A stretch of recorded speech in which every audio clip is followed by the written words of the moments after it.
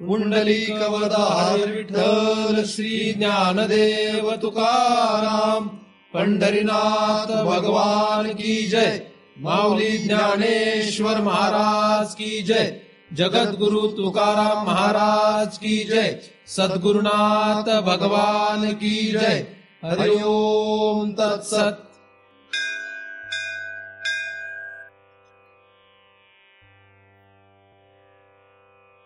ध्यान मूलम गुरुमूर्ती, पूजा मूलम गुरुपदम, मंत्र मूलम गुरुवाक्यम, मुक्ती मूलम गुरु कृपा। ब्रह्मे वाहम अहम ब्रह्म न चाहम ब्रह्मणा पृथक, नाहम देहो न मे देहा केवलहम सनातन। या ठिकाणी आपण सर्वजण नेहमीप्रमाणे दृग्दृश्य विवेक या ग्रंथाचा अभ्यास करण्यासाठी एकत्रित जमलेलो आहोत। आतापर्यंत आपण 30व्या श्लोकापर्यंत आलेलो आहोत। 30व्या श्लोकाचा आपण बऱ्याच दिवसांपासून अभ्यास करीत होतो।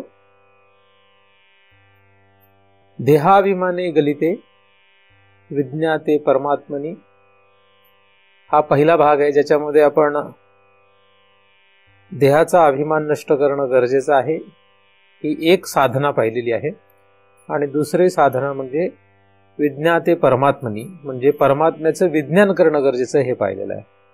तर देहाभिमान गळण्यासाठी काय काय करायला पाहिजे, कशा पद्धतीने आपण प्रयत्न करायला पाहिजे याचा सविस्तर अभ्यास आपण केलेला आहे। परमात्म्याचं विज्ञान करण्यासाठी काय करायला पाहिजे याचाही आपण विचार केलेला आहे। परमात्म्याचं विज्ञान होण्यासाठी आणि पहिल्या भागामध्ये सांगितलेलं आहे देहाभिमान नष्ट करण्यासाठी शास्त्र आणि सद्गुरूंचा आपल्याला आश्रय करणं हे इष्ट आहे।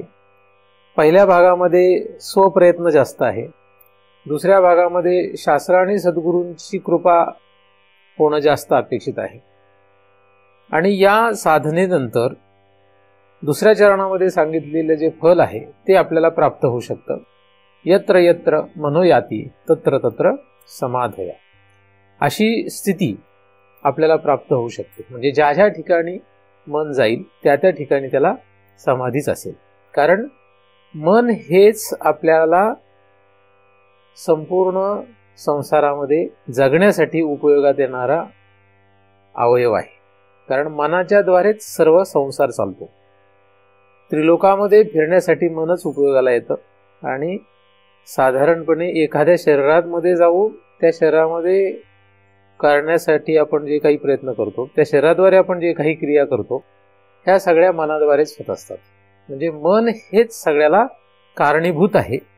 म्हणून या मनाने ज्या ज्या ठिकाणी जावं त्या त्या ठिकाणी त्याला समाधीच प्राप्त व्हावी, अशी स्थिती प्राप्त होणं ही अत्यंत उत्कृष्ट अवस्था आहे।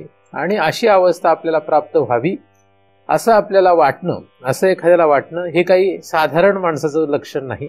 असा मुमुक्षू सुद्धा श्रेष्ठ आहे, असा साधक श्रेष्ठ आहे की ज्याला असं वाटलं की आपल्याला हे मिळावं। कारण संसारामध्ये कोणाला काय मिळावं हे वाटणं हे प्रत्येकाचं भिन्न भिन्न आहे। म्हणजे कोणाला बायको मिळावी असं वाटतं, कोणाला नवरा मिळावा असं वाटतं, कोणाला मुलं बाळ व्हावी असं वाटतं, कोणाला संपत्ती मिळावी असं वाटतं। कोणाची काय इच्छा असेल या संसारामध्ये हे काही सांगता येत नाही, परंतु सर्वोत्कृष्ट इच्छा काय आहे, मनाने समाधी प्राप्त करावी, म्हणजेच एकूण भगवंताची प्राप्ती व्हावी। दुसऱ्या शब्दांमध्ये, दुसऱ्या भाषेमध्ये काय, भगवंताची प्राप्ती व्हावी असं ज्याला वाटतं तो सर्वश्रेष्ठ आहे। परंतु हे नुसतं वाटल्याने काही ते होणार नाही, त्यासाठी जो काही प्रयत्न आपल्याला करणं अपेक्षित आहे हा आपण या 30व्या श्लोकामध्ये पाहिलेला आहे। 30व्या श्लोकानंतर आपण आता 31व्या श्लोकाकडे जाणार आहोत। 31वा श्लोक जो आहे तो विद्यते हृदय ग्रंथी छिद्यन्ते सर्व संशयः क्षीयन्ते चास्य कर्माणि तस्मिन् दृष्टे परावरे, असा हा श्लोक आहे। या ग्रंथामध्ये आल्यामुळे याला श्लोक असं म्हणता येईल, परंतु हा वास्तविक मंत्र आहे। उपनिषदामधून जसाच्या तसा या ग्रंथामध्ये आद्य शंकराचार्यांनी घेतलेला आहे। तर मुंडकोपनिषदामध्ये हा मंत्र आलेला आहे आणि या मंत्राला जसंच्या तसं या ठिकाणी मांडलेलं आहे। म्हणून मुंडक उपनिषद आपण जर पाहिलं तर आपल्याला या मंत्राचा विचार या मंत्रामध्ये काय अपेक्षित आहे हे लक्षात येऊ शकतं.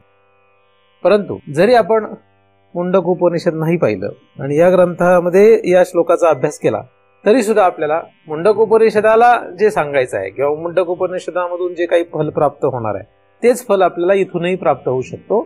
म्हणजे फल प्राप्तीमध्ये फरक राहणार नाही.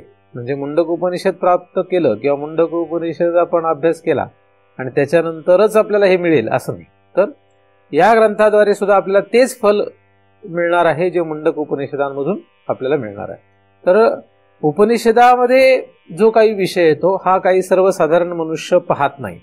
साधारण मनुष्य उपनिषदांच्या विषयाकडे लक्ष देत नाही. उपनिषद हा जो भाग आहे हा वेदाचा एक भाग आहे. म्हणजे वेदाचं हे एक अंग आहे. वेद मुळात एकच होता, परंतु वेदाचे 4 भाग करण्यात आले. हे 4 भाग व्यासांनी केलेले असल्यामुळे व्यासांना वेदव्यास असंही म्हणतात. तर व्यासांनी वेद हा मानव जातीच्या कल्याणासाठी प्रगट केला. व्यास ऋषी हे वेद निर्माण करणारे ऋषी आहेत किंवा व्यासांनी वेद जनसामान्यांसाठी उपलब्ध करून दिला. तर व्यासांनी वेद हा 4 भागामध्ये विभागला आणि त्यानंतर पुढे या वेदाला आधार करून सगळे मार्ग तयार झाले. काही मार्ग वेदातले प्रमाण स्वीकारून त्याप्रमाणे आचरण करतात, त्याप्रमाणे पुढे गती करण्याचा प्रयत्न करतात. काही लोक वेदाचं प्रमाण मानत नाहीत, त्यांच्या हिशोबाने ते गती करण्याचा प्रयत्न करतात. परंतु वेदातलंच काही भाग ते उचलून त्यांना जे काही त्यातलं मर्म कळालं किंवा त्यांना जे काही वाटलं त्याप्रमाणे ते गती करतात. तर हा जो वेद आहे या वेदाचे हे जे 4 भाग आहेत त्या 4 भागामध्ये पुन्हा प्रत्येक वेदामध्ये 4 भाग आहेत. ब्राह्मण, संहिता, आरण्यक आणि उपनिषद असे हे प्रत्येक वेदामध्ये भाग आहेत. त्यातला पहिला जे 2 भाग आहेत म्हणजे ब्राह्मण आणि संहिता या 2 भागांना मिळून धर्मकांड किंवा धर्मशास्त्र असं म्हणतात. हे धर्मशास्त्र जे आहे यामध्ये प्रामुख्याने जो कर्म आणि उपासना हा भाग आहे तो मांडण्यात आलेला आहे. आणि आरण्यक आणि उपनिषद यामध्ये प्रामुख्याने ज्ञानकांड किंवा ज्ञान मार्ग किंवा ब्रह्मविद्या किंवा ब्रह्ममार्ग सांगण्यात आलेला आहे. याचा अर्थ उपनिषदांमध्ये किंवा आरण्यक आणि उपनिषद या भागामध्ये प्रामुख्याने येणारा ज्ञान हा भाग जरी असला तरी सुद्धा त्यामध्ये कर्म आणि उपासना नाहीत असं म्हणता येणार नाही. कारण की कर्म आणि उपासना सुद्धा काही उपनिषदांमध्ये आपल्याला आढळतात. परंतु त्या ठिकाणी आलेली कर्म आणि उपासना ही निष्काम कर्म उपासना आहे आणि त्याचा प्रमुख उद्देश म्हणजे त्या ठिकाणी तो विषय मांडण्याचा प्रमुख उद्देश जो आहे तो फक्त ज्ञान मार्गाला निष्काम कर्म आणि निष्काम उपासना पोषक होतात हा सांगण्यामध्येच जास्त रस आहे. तर हा भाग आपल्याला लक्षात घेतला पाहिजे की उपनिषद जी आहेत ही उपनिषद शेवटच्या भागामध्ये येत असल्यामुळे यांनाच वेदांत असं म्हणतात. तर वेदांत मार्ग म्हणजे जे लोक उपनिषदांचा अभ्यास करतात त्यांना वेदांती असं म्हणतात. जे लोक उपनिषदाचा किंवा उपनिषद या भागाचा प्रामुख्याने विचार करतात ते वेदांती लोक असतात. धर्मशास्त्राचा म्हणजे पहिल्या भागाचा अभ्यास करून कोणीही स्वतःला उपनिषदचा अभ्यास करणारे म्हणू शकत नाहीत. किंवा जे कर्म आणि उपासना या मार्गामध्येच गती करीत असतात त्या लोकांनी जर स्वतःला वेदांती असं म्हटलं म्हणजे त्यांच्या आचरणामध्ये जर कर्म उपासनेचा प्रामुख्याने अंश दिसला आणि त्यांनी जर स्वतःला वेदांती म्हटलं तर ते त्यांचं म्हणणं हे काही योग्य नाही आहे. कारण कर्म उपासना हा पूर्वमीमांसेचा भाग आहे, पूर्वशास्त्राचा भाग आहे. म्हणून आपण जर कर्म उपासनेमध्ये रस ठेवत असू आणि त्या मार्गाचं आचरण करत असू आणि गप्पा जर आपण वेदांतातल्या करू लागलो तर आपण खरे काही वेदांती म्हणता येणार नाही. कारण वेदांत हे एक जे शास्त्र आहे ते वेदाचा अंतिम भाग आहे आणि त्यामध्ये जे काही सांगण्यात आलेलं आहे ते जो आचरण करतो तो वेदांती आहे. आता एखाद्याला असं वाटेल की वेदांतामध्ये करायचंच काय, काहीच करायचं नाही, असं अजिबात नाही आहे. वेदांतामध्ये भरपूर करण्यासारखं साधनं आहेत. पण काही लोकांना काय वाटायला लागतं वेदांत म्हणजे काही करायचं नाहीये. तर वास्तविक तसं नाही. वेदांतामध्ये अधिकरण रूप अनेक साधनं करणं अपेक्षित असतं आणि ते साधनं करूनच तो पुढे गती प्राप्त करू शकतो. त्याला जे काही फल मिळणार आहे ते त्यानंतरच मिळू शकतं. तर उपनिषद म्हणजेच वेदांत असं म्हणायला हरकत नाही. उपनिषदामध्ये आलेला विषय जो आहे हा सगळ्यांना पचणी पडणं अशक्य आहे, कारण थोडासा तो अवघड विषय असल्यामुळे. कारण की मोहमायेतून बाहेर काढणं हे उपनिषदामध्ये प्रामुख्याने आहे. कर्म उपासनेमध्ये त्याचा कुठे एवढा भाग दिसत नाही. कर्म उपासनेमध्ये तुम्ही कसं जागावं हे सांगण्यात आलेलं आहे. कर्म उपासनेमध्ये काय जगावं कसं याचा प्रामुख्याने विचार आहे, आणि सद्गती कशी प्राप्त करावी, अधोगतीला कसं जाऊ नये हे प्रामुख्याने कर्म मार्गामध्ये, उपासना मार्गामध्ये म्हणजे धर्मशास्त्रामध्ये येतं. वेदांत मार्गामध्ये हा विषय येत नाही. वेदांत मार्गामध्ये काय आहे, ह्या मोहमायातून बाहेर कसं पडावं हा विषय प्रामुख्याने वेदांतामध्ये. आणि म्हणून साधारणपणे तो कोणालाही आवडत नाही. कारण तुम्हाला जर म्हटलं तुमच्या सर्व घरदारावर तुम्ही तुळशीपत्र ठेवा तर तुम्हाला सहजासहजी ते आवडणार नाही, कोणालाच ते आवडणार नाही. कारण मोहमायातून बाहेर काढणं हा वेदांताचा काय विषय आहे. ज्ञानदेवांनी ज्ञानेश्वरीमध्ये अनेक ओव्या अशा लिहून ठेवलेल्या आहेत की ज्याच्यामध्ये तुम्हाला तुमच्या संसारापासून बाजूला व्हा असं सांगण्यात आलेलं आहे. बायको, मुलं किंवा नवरा, मुलं इत्यादींमधून तुम्ही बाहेर व्हा, त्याच्यातून बाहेर पडलं पाहिजे, कारण तेच गुंतवायला आपल्याला कारण आहेत. हे ज्ञानदेवांनी अनेक ठिकाणी सांगितले. पण तरी सुद्धा ज्ञानेश्वरांचे भक्त किती दिसतात आपल्याला, तरी सुद्धा आता गर्दी आळंदीला किती दिसेल आपल्याला, लाखोने लोक दिसतील. पण याचा अर्थ ते ज्ञानदेवांचे अनुयायी आहेत का? नाही, ते ज्ञानदेवांचे अनुयायी अजिबात नाही. ते फक्त गर्दी करायला तयार झालेले आहेत. का? त्याचं कारण काय? त्याचं कारण ज्ञानदेवांचं चरित्र आहे. त्याचं कारण अनेक महाराजांनी त्यांच्या सांगण्याचा विपरीत अर्थ मांडलेला आहे, इत्यादी इत्यादी अनेक कारण आहेत. आणि त्यांच्या चरित्राला पाहूनच जगातले अनेक लोक त्यांच्याकडे आकर्षित झालेले आहेत. म्हणजे ज्ञानदेव महाराज ते आहेत असं म्हणता येत नाही, जे चरित्रामध्ये सांगण्यात आलेले आहेत. म्हणजे याचा अर्थ तो फार चुकीचा आहे असं नाही, पण वेदांत म्हणजे ते नाही आहे. तर ज्ञानदेवांनी ज्ञानेश्वरीमध्ये वेदांत सांगितलेला आहे. ज्ञानदेवांनी ज्ञानेश्वरीमध्येच नव्हे तर त्यांच्या इतर ग्रंथामध्ये सुद्धा वेदांताचंच प्रतिपादन केलेलं आहे. आणि त्यांनी कर्म उपासना यांचं जर कुठे प्रतिपादन केलं असेल तर ते उपनिषदांमध्ये ज्याप्रमाणे कर्म आणि उपासना सांगण्यात आली त्याप्रमाणेच सांगितलेलं आहे. म्हणजे त्याचा परिणाम ज्ञानमार्गात व्हावा असाच त्यांना खरं तर भाव प्रगट करायचा आहे. असं आपण बारकाईने ज्ञानेश्वरी अभ्यास केली किंवा त्यांचे ग्रंथ अभ्यास केली तर लक्षात येऊ शकतो. तर ज्ञानदेवांसारखे इतर अवतार महापुरुष, साधू संत यांनी सुद्धा हाच विषय मांडलेला आहे. उपनिषदांमध्ये जे आलं तेच इतर अवतार कार्यांमध्ये भगवंतांनी प्रगट केलेलं आहे, साधू संतांनी प्रगट केलेलं आहे. सर्वच अवतार कार्यामध्ये हे केलेलं आहे असं म्हणता येत नाही, परंतु ज्ञानावतार आपण ज्यांना म्हणू, ब्रह्मावतार आपण ज्यांना म्हणू, अशा अवतार कार्यामध्ये आणि साधू संतांनी जे अवतार नाहीत परंतु साधू संत झाले अशांनी सुद्धा हा उपनिषदांमध्ये अपेक्षित असलेला जो काही अर्थ आहे तो मांडलेला आहे. आद्य शंकराचार्य या अवतार कार्यामध्ये भगवंताने पुन्हा तोच विषय मांडलेला आहे. त्यांच्या सर्व ग्रंथांमध्ये हा प्रामुख्याने विषय येतो. आणि आपण हा जो ग्रंथ अभ्यास करत आहोत यामध्ये सुद्धा हाच उपनिषदातला विषय मांडण्यात आलेला आहे. एकूण आपण जे हे 32 श्लोक पाहणार आहोत, या 32 श्लोकामध्ये सर्वत्र खरं तर हाच विषय आहे. परंतु या 32 नाही 31 जे श्लोक पाहणार, 32 नाही 31 श्लोक आपण जे पाहणार आहोत, या 31 श्लोकामध्ये खरं तर सर्वत्रच हा उपनिषदाचाच विषय आहे. परंतु त्यांनी या ठिकाणी या श्लोकामध्ये तसाच्या तसा मुंडक उपनिषदातला हा मंत्र मांडलेला आहे. आता तसाच्या तसा त्यांनी हा उपनिषदामधला मंत्र घ्यावा की नाही घ्यावा हा एक वेगळा विषय तयार होऊ शकतो. परंतु असा मंत्र तसाच्या तसं घेण्यामध्ये काहीही दोष आपल्याला वाटत नाही. श्रीमद भगवद्गीतेमध्ये सुद्धा काही श्लोक जे आहेत ते तसेच्या तसे उपनिषदांमधून आलेले आहेत. थोड्याफार अक्षरांच्या फरकाने ते श्लोक वेगळे वाटतील, परंतु काही श्लोक जे आहेत ते काय आहेत, तसेच्या तसे श्रीमद भगवद्गीतेमध्ये व्यासांनी घेतलेले आहेत. तर त्यांनी त्यांचे शब्द म्हणजे उपनिषदामध्ये आलेले शब्द मंत्र हे त्यांनी वापरणं हा आपण दोष मानत नाही.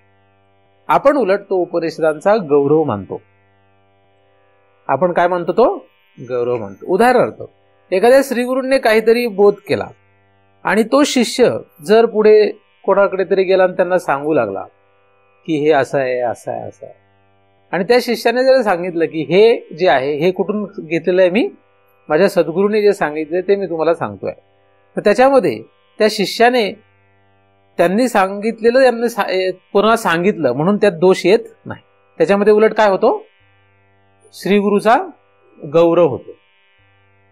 किंवा एखाद्या पहिलवानाने त्याच्या वस्तादाने शिकवलेला जर एखादा डावपेच कुस्तीमध्ये वापरला तर तो गौरव कोणाचा आहे? त्याच्या वस्तादाचा गौरव आहे की असा डावपेच की ज्यामुळे समोरचा चितपटच होईल. तर अशा त्याच्या या डावपेचाचं करणं हे जे आहे ते त्याच्या श्रीगुरूंचा गौरव म्हणूनच आपण धरायला पाहिजे. म्हणजे तो जिंकला तर गौरव कोणाचा आहे? श्रीगुरूचा आहे, म्हणजे त्याच्या वस्तादाचा आहे. त्याचप्रमाणे जेव्हा केव्हा एखाद्या ग्रंथामध्ये पूर्वीच्या असलेल्या कुठल्या तरी ग्रंथातून तसेच्या तसे श्लोक किंवा मंत्र घेतले जातात तेव्हा तो आपण गौरव म्हणून पाहतो. म्हणून या ठिकाणी हा जो श्लोक शेवटचा आपण पाहत आहोत, या श्लोकामध्ये जे काही शब्द आहेत ते तसेच्या तसे मुंडक उपनिषदामध्ये असल्यामुळे आपण हा ग्रंथ म्हणजे उपनिषदांचा गौरव करणारा ग्रंथ आहे असं म्हणायला हरकत नाही. म्हणून आद्य शंकराचार्यांनी उपनिषदांचा उदो केलेला आहे, गौरव केलेला आहे, जय जयकार केलेला आहे असं या शेवटच्या श्लोकामधून आपल्याला लक्षात येतं. म्हणजे उपनिषद आपल्याला शिरोधार्य आहेत असं म्हणायला हरकत नाही. कारण आपण कुठल्या मार्गाचे आहोत हे कळणं गरजेचं असतं. म्हणजे आपली परंपरा काय आहे हे कळणं गरजेचं असतं. संगीत क्षेत्रामध्ये असं म्हणतात हा किराणा घराण्याचा आहे. कुठले कुठले कुठले घराणे असतात? किराणा आहे ना, किराणा घराण्याचा. अजून ग्वाल्हेर घराण्याचा आहे, बनारस. मग आपण त्या घराण्याचा असं म्हटल्यानंतर त्याची कितव्या पिढीतला आहे, कुठला गुरुचा शिष्य येतो हे एवढं कोणी विचारत पण नाही. त्या घराण्याची त्याला परंपरा आहे असं म्हटल्यानंतर त्याला एक मान असतो. हे जसं संगीत क्षेत्रामध्ये आपल्याला आढळतं तसं आपण कुठल्या मार्गातले आहोत हे आपल्या आचरणामध्ये आपल्या साधनेमध्ये जर दिसलं तर तो आपल्याला मान मिळू शकतो. पण एखाद्याला दिसला हा काय कधी इकडे पण जातो, कधी तिकडे पण जातो, कधी काही करतो, तर आपल्याला एवढं कोणी किंमत देत नाही. आपल्याला काही कोणी एवढी किंमत देणार नाही. म्हणजे आपल्या घराण्याची आपल्या परंपरेची जी काही पद्धत असते ती त्याच्यामध्ये दिसायला पाहिजे. म्हणजे एखादा किराणा घराण्यातला जर गायक असेल, गायकच असतात ना, तर त्या गायकाने त्याच्या घराण्याशी संबंधित जे काही पद्धती असतील त्या जर मांडल्या तर त्याला जगात जास्त किंमत येते. पण तो किराणा घराण्याचा गायक आहे आणि मध्येच त्याने पॉप संगीत सुरू केलं तर लोक त्याला म्हणतील हा काही किराणा घराण्याचा आहे का, कुठल्या घराण्याचं आहे नक्की? असं होईल का नाही? असं चालणार नाही, असं चालत नाही. म्हणजे त्याच्या घराण्याची किंमत तेव्हाच जय जयकार करण्यायोग्य होते जेव्हा तो त्याच्या घराण्याचे जे काही ख्यालवना किंवा अजून काही असेल ते प्रकट करतो, मांडतो. म्हणजे एखादा संगीतातला प्रकार त्याला जर गायचा असेल तर तो त्या पद्धतीने गायला तर त्याला किंमत मिळते. म्हणजे उदाहरणार्थ ठुमरी नावाचा एक प्रकार असतो ना, ठुमरी, तर ती त्याने त्याच्या घराण्याच्या परंपरेप्रमाणे जर गायली तर लोक ते ऐकायला तिथे जातात. आणि तो तिथे जर दुसरंच काहीतरी गाऊ लागला तर लोक म्हणतील आपण काय ऐकायला आलो, काय झालं? म्हणजे त्याला ती किंमत राहत नाही आणि तोही त्याच्या घराण्याची अवहेलना करतोय असा त्याचा नकळतपणे अर्थ होऊ शकतो. तसं कुठलेही मार्ग जे असतात त्या मार्गामध्ये आपण जर असू तर आपल्याला त्या मार्गाचा, त्या परंपरेचा गौरव करणं गरजेचं असतं. आणि आद्य शंकराचार्यांनी या ग्रंथामध्ये या उपनिषदातल्या मंत्राला घेऊन आपल्या घराण्याची किंवा आपल्या परंपरेची किमया किंवा परंपरेचा गौरव इथे मांडलेला आहे. म्हणून हा दोष मानला येत नाही की त्यांनी असं कसं कॉपी काढलं. म्हणजे कॉपी त्यांनी केलेलं नाही. त्यांना काही श्लोक कुठं सापडेना, त्यांना काही शब्द सापडेना म्हणून त्यांनी हे मांडलेलं आहे असं म्हणता येत नाही. या मंत्राला त्यांनी घेऊन आपली परंपरा स्पष्ट केलेली आहे. काय केलेलं आहे? आपली परंपरा स्पष्ट केलेली आहे. अधिक आपल्या परंपरेचा जय जयकार केलेला आहे. ठीक आहे. म्हणजे या श्लोकाच्या मागची जी भूमिका आहे ती तुम्हाला मी पहिल्यांदा स्पष्ट करतोय की का असा मंत्र घेतलाय. तर या मंत्राच्या पाठीमागे, हा मंत्र असाच्या असा इथे घेण्याच्या पाठीमागे अशी भूमिका आहे हे पहिल्यांदा लक्षात घेतलं तर आपल्याला या मंत्रामधून फायदा होऊ शकतो. नाहीतर बोलणारे लोक आपल्याला भरपूर भेटतील की त्यांनी काय तसा मंत्र घेतलाय, आहे की नाही. तर त्याच्या मागे कारण काय हे तुम्हाला माहित असावं म्हणून हा विषय तुम्हाला थोडक्यात सांगितला. भिद्यते हृदय ग्रंथी म्हणजे भिद्यते म्हणजे भेद पावणे, म्हणजे भेद म्हणजे नाश करणे. भिद्यते म्हणजे नष्ट करणे. भिद्यतेचा अर्थ काय? नष्ट करणे. भिद्यते म्हणजे नाश पावते किंवा नाश करणे. भिद्यते शब्दाचा अर्थ आहे नाश होणे, नाश करणे, म्हणजे नाश होतो. भिद्यते शब्दाचा अर्थ काय? नाश होतो. हृदय ग्रंथी, हृदय ग्रंथीचा नाश होतो. आता कसा होतो हे काही माहिती नाही. इथे कसं सांगितलेलं आहे कसा होतो, पण इथे सांगितलंय की भिद्यते हृदय ग्रंथी, हृदय ग्रंथीचा नाश होतो. दुसरा भाग आहे छिद्यन्ते सर्व संशया, छेद होणे. आता भिद्यते आणि छिद्यते हे कसं आहे की लय असते, एक लय असते. कुठल्याही लेखनामध्ये काय असते? लय असते. तर भिद्यते आणि छिद्यते असं म्हटल्यामुळे काय होतं? ती लय निर्माण होते. मंत्रामध्ये, श्लोकामध्ये, ओवीमध्ये ती लय असली तर वाचणाऱ्याला काय होतं? ते जास्त काळ लक्षात ठेवतात आणि त्याला ते वाचायला सहज सुलभ होतं, सुबोध होतं. ते याचा अर्थ त्याला ते सर्व कळेलच किंवा त्याला ते त्याच्यातले काही जे मर्म आहे किंवा लक्षार्थ आहे तो लक्षात येईल असं म्हणता येत नाही, पण लक्षात ठेवायला ते काय होतं? नक्कीच सोपं होऊन जातं. म्हणून वाचे बर्वे कवित्व असं ज्ञानदेवांनी म्हटलेलं आहे. म्हणजे त्याला कवित्व म्हणजे ते रस किंवा त्याच्यामध्ये लयबद्धता ही दिली तर काय होत असते? लक्षात ठेवायला साधकाला बरं पडेल म्हणून तशा पद्धतीने रचना केलेली आढळते. परंतु नुसतं कवित्व नको, तर कवित्वी रसिकत्व, रसिकत्व जे रस केव्हा येईल? जेव्हा अशा प्रकारे यमक जुळवले जातील किंवा अशा प्रकारे छंदामध्ये लिखाण केलं जाईल तेव्हा ते त्याच्यामध्ये रस सुद्धा तयार होतो. आणि रसिकत्वी परतत्व स्पर्शू जायचा हे उदाहरण, हे दृष्टांत म्हणून ज्ञानदेवांनी सांगितलंय.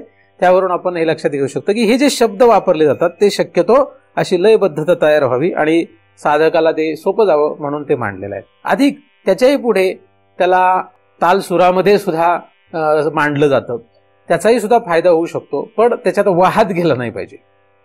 ना तालसुरामध्ये ना शब्दामध्ये वाहत गेला पाहिजे. त्याच्या लक्षार्थापर्यंत पोहोचून त्याला भगवंतापर्यंत जाता यावं हा सगळ्या साधनेचा हेतू आहे. मग ते भजन असो का पूजन असो, सगळ्या साधनांचा हेतू काय आहे? भगवत प्राप्ती. भगवंताची प्राप्ती होत नसेल तर तुम्ही कुठलंही साधन करत असू द्या, वेदांत जरी असेल तरी ते काही उपयोगाचं नाही.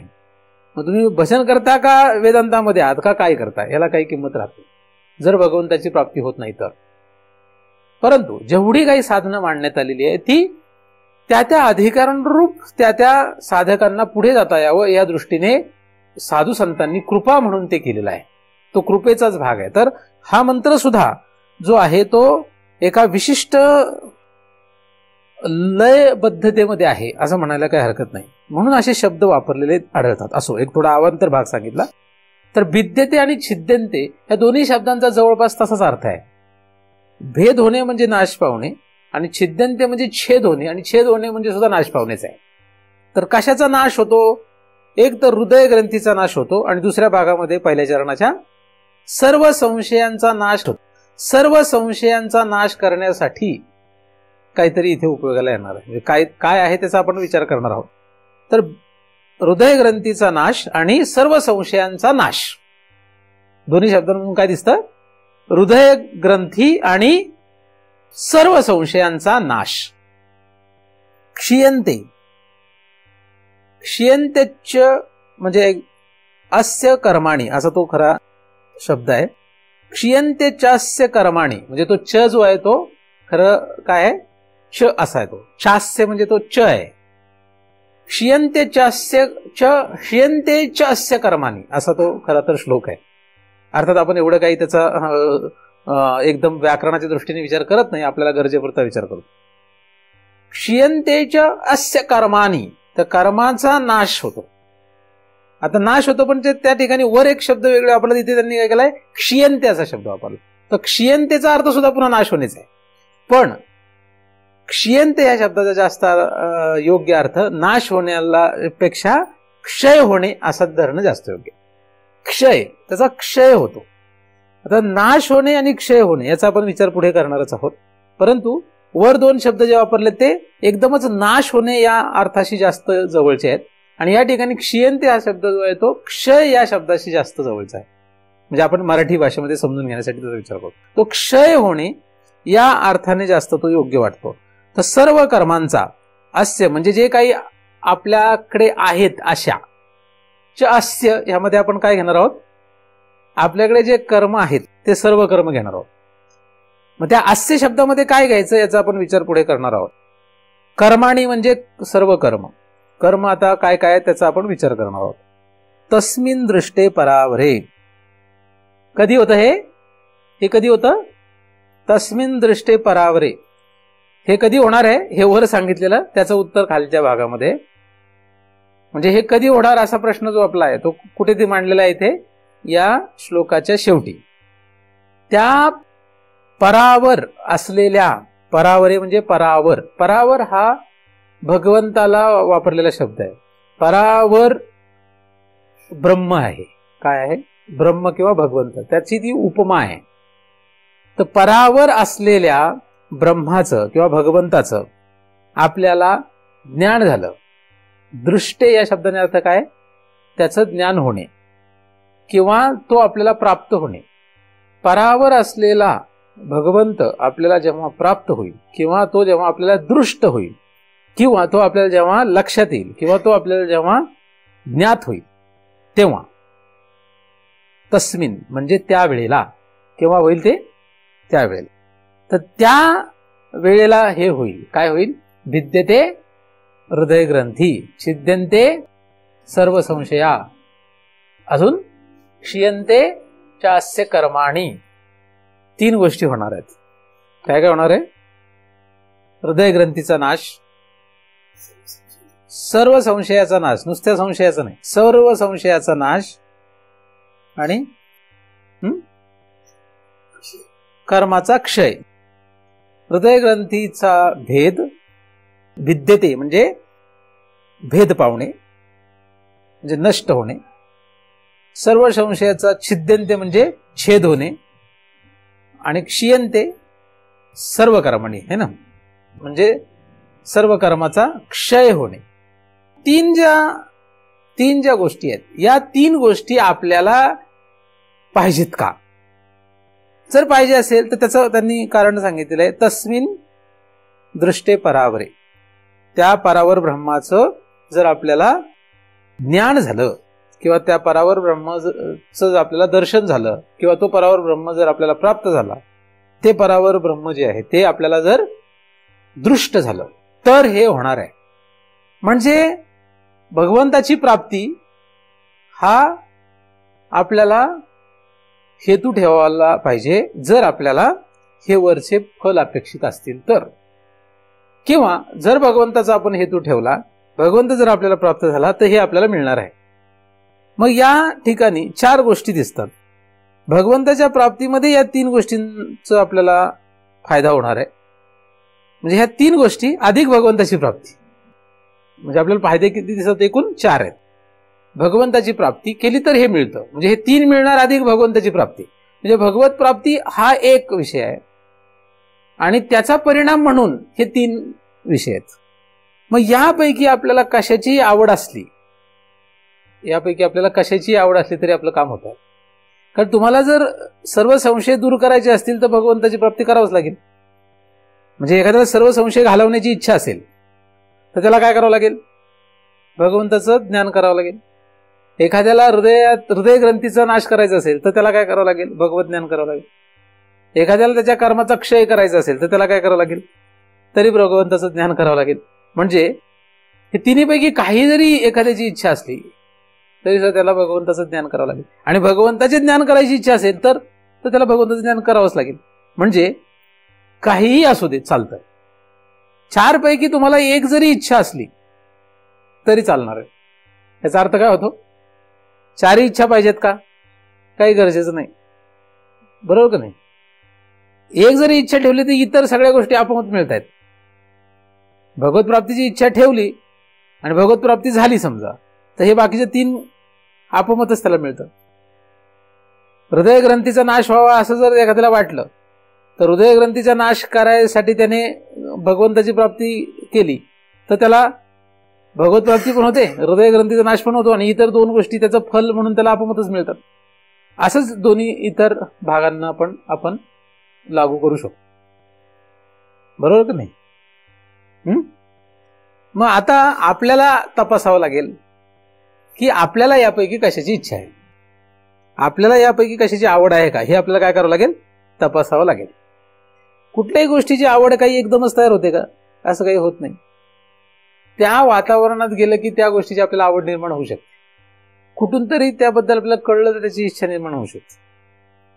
नाहीतर आपल्याला त्याची काही इच्छा निर्माण होणार नाही. एखाद्याने कधी आयुष्यामध्ये जिलेबी खाल्ली नाही तर त्याला जिलेबी आवडेल का? आवडते का नाही आवडते? काहीच नाही माहित. आवडेल का नाही आवडणार हे काही सांगता येत नाही. कारण त्याला जिलेबी हा प्रकार कधी पाहायलाही मिळाला नाही असं धरा. मग त्याला कसं कळेल की याला आवडते का नाही आवडते?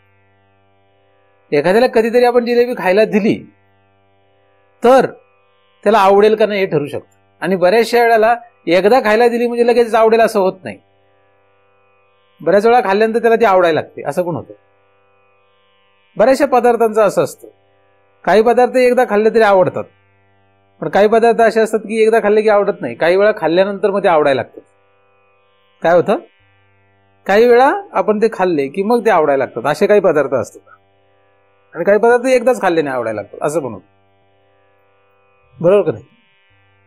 मग तसंच ह्या ज्या काही भूमिका या ठिकाणी मांडलेल्या आहेत ही आपल्याला आवडेल का नाही हे काही लगेच सांगता येत नाही. म्हणजे एखाद्याला लगेचच आवडेल आणि एखाद्याला बऱ्याच वेळा ती चाखल्यानंतर आवडेल.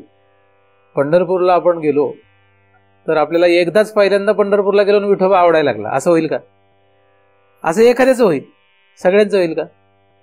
बरेचसे लोक तर कितीतरी वेळा 50 वेळा 100 वेळा जाऊन आलेले असतील पण तरी त्यांना काही विठोबा आवडेल असं म्हणता येत नाही. आणि एखादा मनुष्य पहिल्यांदा गेला तरी त्याचे 8 सात्विक भाव जागृत होतात, डोळ्यातून पाणी गळायला लागतं. असे कितीतरी लोक असतात. असं होतं का नाही? तुम्ही बघितलं असेल पंढरपुरामध्ये समजा तुम्ही कधी गेले, पंढरपुरात जा, आळंदीत जा, कुठेही जा, हे दोन्हीपैकी कुठेही जा, तुम्ही जर तिथे गेले तर तुम्हाला असं दिसेल की रांगेमध्ये असे 100, 200, 500 लोक दर्शन घेत असतात. आपण तिथे गेलो तर एखादा मनुष्य त्याच्या डोळ्यातून आपोआप पाणी येतं, त्याचे 8 सात्विक भाव जागृत होतात, तो लोटांगण घालतो, त्याला सुचत नाही काय करावं आता. अशी परिस्थिती एखाद्याची दिसते आपल्याला. आणि बरेचसे लोक असे गमतीने बघतात, त्यांना काही वाटत नाही, दर्शन घेतात निघून जातात, त्यांना काहीच वाटत नाही. म्हणजे एखादा मनुष्य असतो 100 वेळा जरी मंदिरात गेला तर त्याला काहीच होत नाही. आणि एखादा मनुष्य असतो पहिल्यांदा गेला तरी त्याला 8 सात्विक भाव जागृत होतात. अर्थात 8 सात्विक भाव जागृत झाले म्हणजे तो श्रेष्ठ, किंवा याला झाले नाही म्हणजे तो श्रेष्ठ नाही, असं मी काही इथे अभ्यास मांडत नाहीये. मी फक्त एक उदाहरण सांगतोय. सध्या काय योग्य, काय श्रेष्ठ, काय कनिष्ठ हा भाग सध्या नाही, आपला विषय नाही येतो. पण असं होतं का नाही? काय होतं असं? आता काही लोक असे आहेत की त्यांना एकदा गेल्यानंतर काही झालेलं नाही, पण 10 वेळा गेल्यानंतर मग त्यांना बऱ्याच वेळा असं होतं की घरी त्यांना करमत नाही. त्यांना असं वाटतं की जायला पंढरपूरला जायला पाहिजे. आपल्याला कुठे जायला पाहिजे? पंढरपूरला जायला पाहिजे असं त्याला वाटायला लागतं. त्याला करमत नाही. म्हणजे पंढरपूरला गेल्याशिवाय त्याला करमतच नाही. त्याला पंढरपूरला जावंच वाटतं आणि तो जातोच. मग तिथे गेल्यानंतर त्याला रडायला येईल किंवा असं काही होणार नाही कदाचित, पण त्याला करमत नाही. मग काय होत नाही? करमत नाही. असं होतं का नाही? पंढरपूरचा विठोबा हा एकमेव विषय नाही, जगातल्या सगळ्या विषयाचं असंच असतं. जगातल्या सगळ्या विषयाचं असं असतं. बायको माहेरी गेली तर करमतं का? जिथपर्यंत घरी असते तिथपर्यंत वाटतं ती कधी माहेरी जाईल असं वाटतं, बरोबर का नाही? बऱ्याच वेळा असं वाटतं की कधी माहेरी जाईल. एकदम म्हातारी झाली तर काय वाटत नाही, आता काय पर्याय नसतो, आता माहेरच राहिलेलं नसतं. पण तरुणपणाच्या काळामध्ये बायको कधी माहेरी जाईल असं बऱ्याच लोकांना वाटतं. पण ती एकदा गेली माहेरी की त्याला करमत नाही, आपोआपच करमतं. आणि तिलाही वाटतं की माहेरी जाईल, पण तिथे गेल्यावर तिलाही करमत नाही. तिलाही असं वाटतं परत कधी सासरी जाईल. होतं का नाही? तो एक विषय आहे, चांगलं वाईट म्हणून मी काही सांगत नाही. तो जसा विठोबाचं सांगितलं तसं तुमचं पण सांगायला पाहिजे ना. तुम्हाला फक्त तुमचंच उदाहरण का देत आहे? आमचं म्हणजे वारकऱ्याचंच फक्त का उदाहरण, संसारी माणसाचं पण काहीतरी उदाहरण पाहिजे म्हणून सांगितलं, बरोबर का नाही? आता म्हातारे झालेले तुम्ही, बरेचसे म्हातारे झालेले लोक आहेत, तुम्ही समजत नसले तरी. आणि मी काही तरुण नाही, मी पण उतरवायला लागलेलो आहे, नाही का? पण माझी सुरुवात झाली उतरवायची. तुम्ही बऱ्यापैकी पोचले तळाला, तर उतार म्हणजे तळाला पोचणार.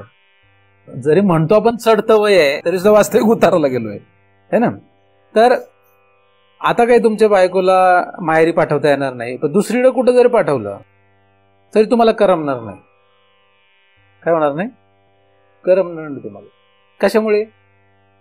पूर्वी काही लग्नाच्या आधी अशी परिस्थिती आहे का? आपल्याला कुठं माहित होतं काय? ती कुठे राहत होती, तो कुठे राहत होता, आपल्याला त्यांना दोघांना काही माहित नव्हतं, काहीच असं होत नव्हतं. म्हणजे तो विषय माहितच नव्हता. पण लग्न केल्यावर हा विषय कळला, ही माझी बायको आहे किंवा हा माझा नवरा आहे, हे लग्न झाल्यावर कळलं. तर कधीतरी एकदा कळलं आणि त्याच्यानंतर आज परिस्थिती अशी झाली. म्हणजे होत काय असतं विषयामध्ये, कुठलाही विषय आपल्याला कदाचित ज्ञात नसतो, तो माहीत नसतो, तेव्हा त्याच्याविषयी काहीच वाटत नाही. पण तो ज्ञात झाल्यानंतर, तो आपल्याला माहीत झाल्यानंतर आपल्याला काय होत असतं, त्याच्याविषयी अशी आस्था, ओढ तयार होत असते. पंढरपूरच्या विठोबाचंही तसंच आहे. ज्याने कोणा त्याला विठोबाला पाहिलेलंच नाही, विठोबाचं काही त्याला घेणं देणंच नाही आहे, अशा माणसाला विठोबाची आस कशी काय असेल, ओढ कशी काय असेल? नसणार ना. म्हणून पंढरपूरचा विठोबा पाहायला पाहिजे. काय झालं पाहिजे? पाहायला पाहिजे. मग स्थूल रूपाने जसा पंढरपूरचा विठोबा पाहायला पाहिजे, तसा लक्षार्थाने सुद्धा तो विठोबा आपल्याला पाहायला पाहिजे. त्या विठोबाचं खरं स्वरूप जे आहे ते आपल्याला पाहिलं पाहिजे. पण पाहिलं नाही तर त्याची ओढ लागणार नाही. न पाहता त्याची ओढ लागत नसते कधीच. कुठल्याही जगातल्या विषयाला न पाहता ओढ लागणं हे फार दुर्मिळ असतं. म्हणजे अमेरिकेत एखादा मनुष्य राहतोय किंवा आफ्रिकेमध्ये, इंग्लंडमध्ये कुठला तरी मनुष्य राहतोय आणि त्याला पंढरपूरच्या विठोबाची हाऊस निर्माण झाली, असं होणं फार दुर्मिळ आहे, फार अवघड आहे, अशक्य आहे. काय आहे ते फार अवघड आहे, अशक्य आहे. इतकं सोपं नाहीये ते. एक रशियामधून एक स्त्री आली होती आळंदीमध्ये. आता ती रशियातून आली, तिला काही माहित नाहीये, तिने कधी आळंदी पाहिली नाही, आळंदीमध्ये समाधी म्हणजे काय, ज्ञानदेव महाराज म्हणजे काय, काहीच तिला एवढं काही म्हणजे काहीच माहित नाही. इथे आल्यावर तिला कळलं ज्ञानदेव महाराज म्हणजे असं आहेत. ती जेव्हा मंदिरात गेली तेव्हा तिचे अष्टसात्विक भाव जागृत झाले आणि तिला म्हणजे ती त्या ठिकाणी अशा पद्धतीने रडू लागली की जणू काही ज्ञानेश्वर महाराजांनी त्यांचं खूप जुनं काहीतरी नातं आहे, म्हणजे आई आणि लेकरू कसं भेटावं अशा पद्धतीने ती रडायला लागली. आता ही स्त्री पहिल्यांदाच आली तिथे. ती कधी आली? पहिल्यांदाच आली. कुठून आली? इकडून काही मरकळवरून किंवा बकुरीवरून नाही आलेली. ती कुठून आली? दुसऱ्या देशातून आली. म्हणजे तिला कल्पना ह्या ठिकाणाची किंवा कधी तिने कल्पनाच केलेली नाहीये अशी स्त्री, तिचे असे भाव तयार होतात. तर ह्याला काय आहे, असे अपवादात्मक असतात. कसे असतात? आता ती जेव्हा परत गेली तेव्हा तिने माऊलीचा फोटो किंवा माऊलीची मूर्ती जे काही आहे ती घेऊन गेली आणि तिथे जाऊन तिने माऊलींची मूर्ती घरात ठेवली आणि ती मूर्ती किंवा जे काही नेलं असेल ते तिने, कारण मला नक्की माहित नाही मूर्ती नेली का फोटो नेला, पण तिने जे काही घेऊन गेलं ती तिथे आता तिची पूजा करते रोज. आता तिला काय झाले निर्माण? आस निर्माण झाली, तिला ओढ निर्माण झाली. आपल्याकडे तर रोजच घरात ज्ञानदेवाचा फोटो टाकून ठेवलेला आहे, पण आपल्याला आस ओढ असेल का हे सांगता येत नाही. सांगता येत नाही, त्याची गॅरंटी नाही. बरं, घरातल्या सगळ्यांना असतील का नाही हे सांगता येत नाही. तुम्ही जरी स्वतःहून बळच आवा आणला, समजा मला खूपच ओढ आहे विठोबाची असं म्हणलं, तर तुमच्या घरातल्या सगळ्यांना असेल का? आमच्या घरात तर विठोबाचा फोटो लहानपणापासून तुम्ही पाहताय, कारण जवळजवळ आपल्या प्रत्येकाच्या देवाऱ्यामध्ये विठ्ठल रुक्मिणीची मूर्ती पितळाची असतेच देवघरामध्ये. तुमच्या घरात नसेल तर तुम्ही कुठल्या प्रकारचे वारकरी मला माहित नाही, पण पूर्वापार आपल्या घरामध्ये जेवढे वारकरी लोक आहे महाराष्ट्रामध्ये, त्यांच्या घरामध्ये कुठली मूर्ती असते? विठ्ठल रुक्मिणीची मूर्ती असतेच, पितळाची किंवा कशी तरी. मग घरातल्या सगळ्यांना विठ्ठल रुक्मिणी किंवा विठोबा खूप आवडतो काय? असं होतं का? नाही होत. मग त्यांनी किती वेळा बघितलेत? किती वेळा बघितलेत घरामध्ये?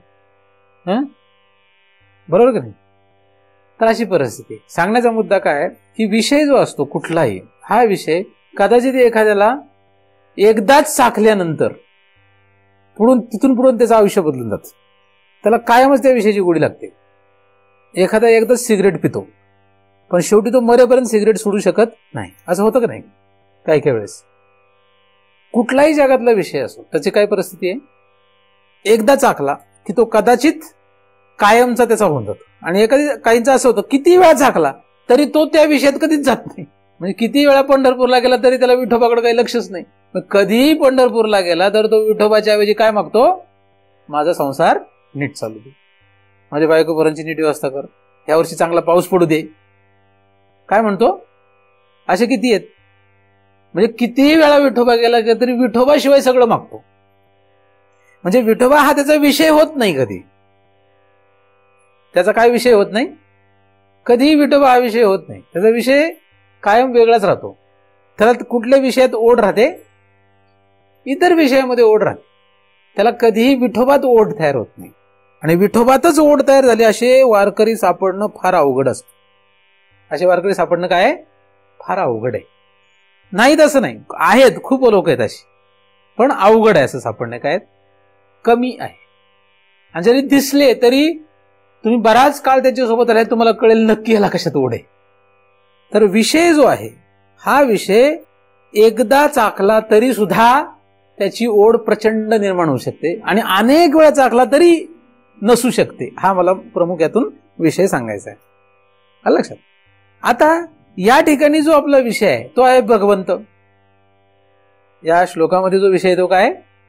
भगवंत. परावर असलेला जो देव आहे, भगवंत आहे, हा आपला विषय. हा आपल्याला आवडावा काय? हा आपल्याला आवडेल काय? कारण त्याच्यामुळे हे सगळं मिळतंय. हे सगळं जे मिळतंय ते त्याच्यामुळे मिळतंय.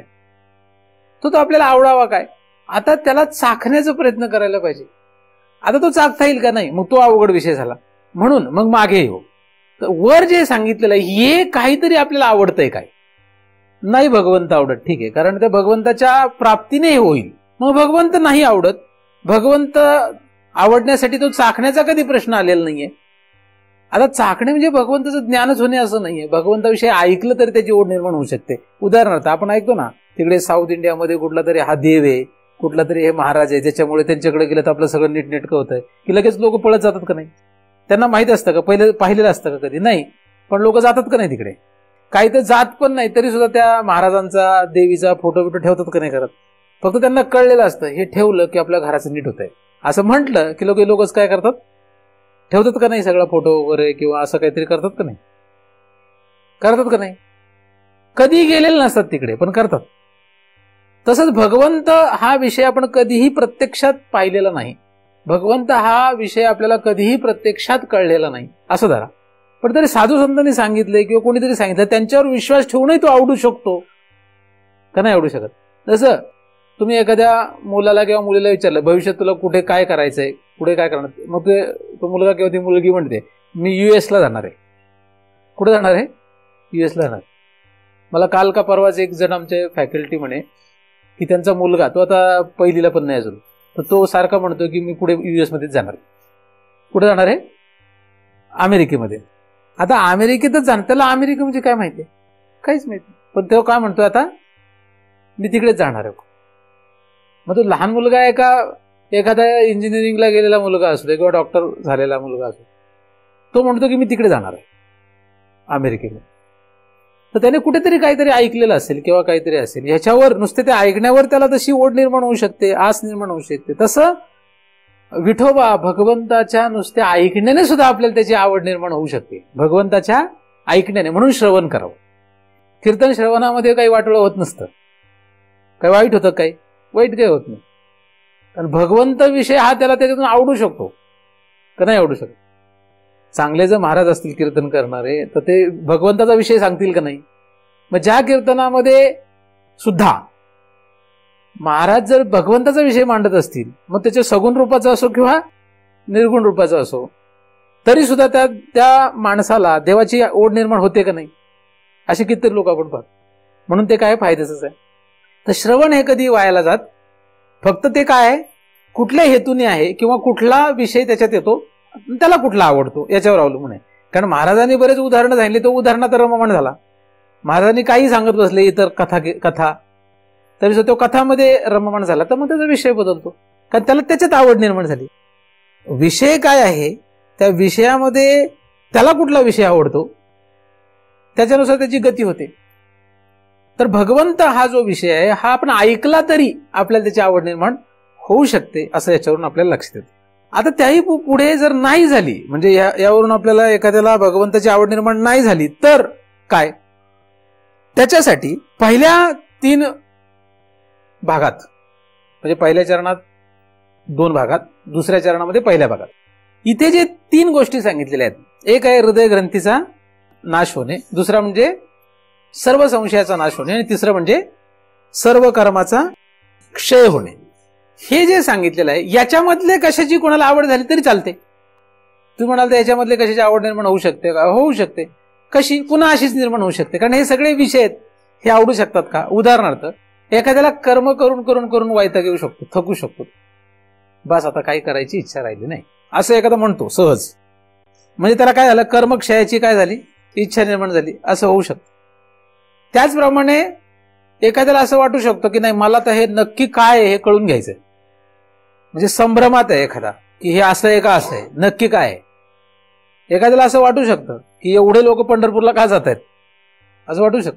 एखाद्याला वाटू शकतं ज्ञानेश्वरांनी नक्की समाधी घेतली म्हणजे काय केलंय नाही, तर त्याला संशय निर्माण होतील ना, असे वेगवेगळे. तर असे वेगवेगळ्या प्रकारचे संशय त्याला निर्माण होऊ शकतात. नुसते संशय निर्माण होण्याला काही अर्थ नसतो, त्याच्या पुढे जास्त अर्थ कशाला आहे, ते संशय नष्ट करावेत, ते संशय दूर करावेत, याला अर्थ असतो. कारण संशय निर्माण होणं ही साधारण गोष्ट आहे. संशय ते कोणालाही निर्माण होतो, पण शहाणा जास्त कोण आहे, जो संशय दूर करण्याचा प्रयत्न करतो. भगवंत हाच मला मोठा संशय आहे. कारण जगामध्ये बरेचसे लोक असं म्हणतात, देव वगैरे काही नाहीये असं म्हणतात. म्हणजे काय झालं, याचा अर्थ काय आला, संशय. मग त्याला काय अर्थ आहे, त्याला अर्थ नाही. अर्थ कशाला आहे, तो संशय तू दूर कर. भगवंत नाहीच असं तू शोधून म्हण. नुसतं मूर्खपणाने भगवंत नाही असं म्हणण्याला काही अर्थ नाही, कारण एवढे लोक वेडे थोडीच असतील मग, बरोबर नाही. कुठल्याही गोष्टीला एकदम नाही म्हणणं फार सोपं असतं, पण त्याचा शोध घेऊन त्याला नाही म्हणणं हे काय योग्य आहे. नाही म्हणू देत, काय हरकत नाही. म्हणून संशय असणं की देव नाहीये हे योग्य नाहीये. जास्त योग्य काय आहे, त्याचा शोध घेऊन तो नाही असं म्हणावं तर चालते. आणि तसंच उलट जर बघितलं तर देव आहे असं म्हणणं सुद्धा खरं तर योग्य नाहीये. देव शोधून देव आहे म्हणावं तर जास्त योग्य आहे. तर संशय हा जो आहे तो कसल्याही पद्धतीचा, कसल्याही प्रकारचा असतो. व्यवहारातही संशय असतो आणि परमार्थातही संशय असतो. तर हे सगळे संशय दूर करण्याची इच्छा काहींना असू शकते. जसं काहींना कर्मक्षयाची इच्छा असू शकते, काहींना सर्व संशय नष्ट करावे अशी सुद्धा इच्छा असू शकते. तसंच काहींना हृदयातलं जी गाठ आहे ती नष्ट करण्याची इच्छा असू शकते. आता हे जरा अवघड आहे. आणि हृदयामध्ये ग्रंथी आहे किंवा हृदय ग्रंथी हा प्रकार जो आहे हा माहीत नाहीये, विषय माहीत नाही. त्यामुळे तो विषय त्यांनी कधी चाखलेला नाहीये, त्यामुळे ती गाठ काढावी असं वाटणं जरा अवघड आहे. तसं शरीरामध्ये एखाद्याच्या कॅन्सरची गाठ झाली तर ती गाठ आहे हे पहिल्यांदा कळलं पाहिजे ना. शरीरामध्ये कुठेतरी कॅन्सरची गाठ तयार झाली असं त्याला पहिल्यांदा कळावं लागेल आणि ते त्याला मान्य व्हायला लागेल की आपल्याला झाली आहे तशी कॅन्सरची गाठ. मग तो डॉक्टरकडे जाईल ना, आणि मग तो ती गाठ काढावी यासाठी प्रयत्न करेल. तिथपर्यंत करेल का? नाही करणार. आणि ती गाठ आपल्याला हानिकारक आहे हे त्याला कळलं तर करेल प्रयत्न. आणि त्याच्याही पुढे जर तो एका स्टेजच्या पुढे गेला तर काय करता येईल? कॅन्सरमध्ये एका स्टेजच्या पुढे गेला तर जगात त्याला काही उपचार नाही. फक्त उपचार काय आहे? वाट बघणे. काय फक्त त्याला काय करावं लागतं ते फार भयानक आहे. आणि भारतामध्ये आता कॅन्सरचे पेशंट अत्यंत वेगाने वाढत आहेत. डायबेटीसने ऑलरेडी वाढले, कॅन्सरचे काय होत आहेत? कॅन्सरचे पेशंट अत्यंत वेगाने वाढले जात आहेत आणि हे खूप वाढावेत असं कोणाचं म्हणणं आहे? असं फार्मास्युटिकल कंपन्यांचं म्हणणं आहे, ज्यांना त्याच्यातून पैसे मिळतात. लोक मेल्याने काय होत आहे? किडामुंगी मरत नाही रोज. त्यामुळे लोक मेल्याने आपल्याला पैसे मिळतात, हा फायदा कोणाचा आहे? अशी पण मानसिकता असलेली जगात लोक आहेत.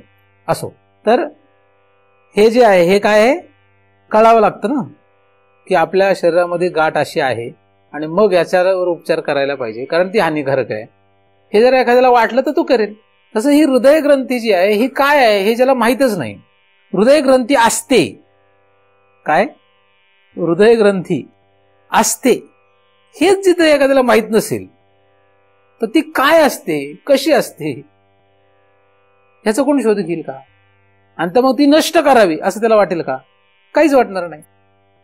आता तुम्हाला याच्यापैकी काय वाटावं? तुम्हाला याच्यातलं काही वाटलं तरी चालणार, मी तुम्हाला आधीच म्हणलोय है ना. तुम्हाला याच्यापैकी काय वाटावं, तुम्ही याच्यापैकी काय चाखावं असं आपला प्रश्न आहे. तर ह्यापैकी तुम्ही कशातही रस ठेवा. रस ठेवा म्हणजे कसा रस ठेवा? त्याची आस लागली पाहिजे, त्याची ओढ लागली पाहिजे. काय? एकतर भगवंताच्या ज्ञानाची, भगवंताच्या प्राप्तीची ओढ लागावी, किंवा सर्व कर्माचा क्षय करावा अशी ओढ लागावी, किंवा सर्व संशयाचा छेद करावा अशी ओढ लागावी, किंवा हृदय ग्रंथीचा नाश करावा अशी ओढ लागावी. मग तुम्ही ह्याच्यापैकी एकाला जरी धरलं तरी चालतं. पण आता मी या ठिकाणी चिंतन सांगण्यासाठी बसलेलो असल्यामुळे मी एक विषय घेऊन बोलू शकत नाही. मला काय करावं लागेल? हे चारही विषय तुम्हाला समजावून सांगण्याचा प्रयत्न करावा लागेल, जेणेकरून ज्याला ज्याच्यात आवड असेल तो त्या मार्गाने जाऊ शकतो. पण तुम्ही स्वतःच्या अभ्यासासाठी म्हणून यातल्या कुठल्याही एकाला धरलं तरी काही हरकत नाही. श्रवण मात्र तुम्ही चारीचं करू शकता. पण स्वतःला अभ्यास करायचा असेल त्यातल्या एखाद्यावर जरी तुम्ही लक्ष केंद्रित केलं की आपल्याला फक्त काय करायचंय? भगवंताची प्राप्ती करायची, बस एवढं जर लक्ष ठेवलं तरी चालेल. भगवंताचं ज्ञान करायचं. एखाद्याने असं ठरवलं की नाही मला माझ्या कर्माचा काय करायचा आहे? क्षय करायचा. एखाद्याने असं ठरवलं की मला माझ्या सर्व संशयांचा नाश करायचा. एखाद्याने असं ठरवलं की मला माझ्या हृदय ग्रंथीचा नाश करायचा, तरी चालेल. सगळे धरण्याची पण काही गरज नाही. तर एक एक करून आपण काय करणार आहोत? या सगळ्या विषयांचा अभ्यास करणार आहोत. एकूण या श्लोकामधून आपला काय आहे? उपसंहार आहे. हा काय? शेवटचा श्लोक आहे, उपसंहार आहे. आणि उपसंहारामध्ये आपल्याला प्राप्ती कशाची आहे? भगवंताची. कारण कशातही भगवंताची प्राप्ती आपल्याला होणार आहे, किंवा भगवंताच्या प्राप्तीतच हे सगळं होणार आहे. त्यामुळे भगवंताची प्राप्ती करणं हाच आपला काय हेतू आहे. पण हा साधारणपणे बोलण्याचा विषय झाला. श्लोकाला धरून किंवा मंत्राला धरून जर आपल्याला बोलायचं असेल तर तस्मिन दृष्टे परावरे असा शब्द आहे. म्हणजे दृष्टे म्हणजे त्याचं तो दृष्ट होणे, किंवा तो आपल्याला पाहता येणं, त्याला आपल्याला पाहता आलं पाहिजे. दृष्ट होणे म्हणजे काय? पाहता येणं. त्याला आपल्याला पाहणे आहे, म्हणजेच त्याचं आपल्याला ज्ञान करणे. तो हा रे श्रीहरी पाहिला है ना. पाहिला म्हणजे दृष्टे. तर त्याला पाहणं आपला हेतू आहे. त्याला पाहणे काय आहे? आपला हेतू आहे. आपल्या परमार्थाचा हेतू आहे भगवंताला पाहणे. मग भगवंत आपल्याला पाहायचा आहे तर तो कशा पद्धतीने पाहावा यासाठी अनेक शास्त्रामध्ये उपाय दिसतात. योगिया दुर्लभ तोम्या देखिला. देखिला म्हणजे दृष्टी. ठीक आहे. म्हणजे आणि त्यांनी सांगून दिलं योगिया दुर्लभ. आणि आपण मागे श्लोकांमधून अभ्यास काय केलेला? योगिया दुर्लभ. आपण काय विचार केलेला आहे? योगिया दुर्लभ. तर भगवंताचं ज्ञान किंवा भगवंताला पाहणे हा आपला हेतू आहे. आणि हा हेतू सगळ्यांचा असेलच का सांगता येत नाही. जिथपर्यंत तुम्हाला भगवंता व्यतिरिक्त या संसारामध्ये कशालाही पाहण्याची इच्छा आहे तिथपर्यंत भगवंताला पाहणे हा तुमचा विषय नाहीये. भगवंता व्यतिरिक्त मला काही पाहण्यामध्ये हौस नाहीये असं व्हावं. काय व्हावं? हौस नाहीये. आता दिसलंच तर ठीक आहे, त्याने काही आपल्याला एवढं कौतुक राहत नाही. मग बरोबर का नाही? दिसलं तर ठीक आहे, एवढं काही कौतुक राहत नाही. पण ओढ असणं, आस असणं, हौस असणं यात फरक असतो. म्हणजे उदाहरणार्थ तुम्हाला मी मगाशी असं म्हटलं की एखाद्याची बायको जर माहेरी गेली आणि ती जर 8 दिवस 10 दिवस तिकडेच राहिली, तर तो इतर माणसांना पाहतो का नाही घरात? पाहतो. पण जेव्हा बायको येते आणि बायकोला तो पाहतो, तेव्हा काय होतं? आताही तो एक माणूसच पाहतोय ना. आधी पण तो काय पाहत होता? माणसच पाहत होता घरामध्ये. आई आणि बायको. आधी आई पाहत होता, आता बायको आली, बायकोला पाहतो. फरक काय आहे का नाही? फरक काय? काही फरक असतो का नसतो? असतो, है ना. तर जरी तो माणसच पाहतोय, म्हणजे रूपच पाहतोय, तरी सुद्धा आता मात्र फरक काय आहे? कारण ओढ त्याची कशामध्ये? बायकोमध्ये. मग ओढ त्याची बायकोमध्ये असल्यामुळे आपोआप काय होतं? या दोन विषयामध्ये फरक होऊन जातो. त्याचप्रमाणे जगामध्ये आपल्याला अनेक विषय आपण पाहतो, अनेक गोष्टी पाहतो, पण भगवंताची हौस असेल, भगवंताची ओढ असेल, तर भगवंताच्या पाहण्यात त्याला जी धन्यता वाटणार आहे ती जगामध्ये काहीही पाहण्यात त्याला धन्यता वाटणार नाही. मग त्याने काहीही पाहू, त्याला काही त्याच्यात विशेष एवढं कौतुक वाटणार नाही, कारण त्याला हौस कशाची आहे? भगवंताची. मग तो भगवंत कधी मिळेल हे काही सांगता येत नाही. पण जेव्हा केव्हा त्याला भगवंताच्या प्राप्तीची, भगवंताला पाहण्याची इच्छा निर्माण होईल, ती इच्छा आपल्याला जास्त फायद्याची.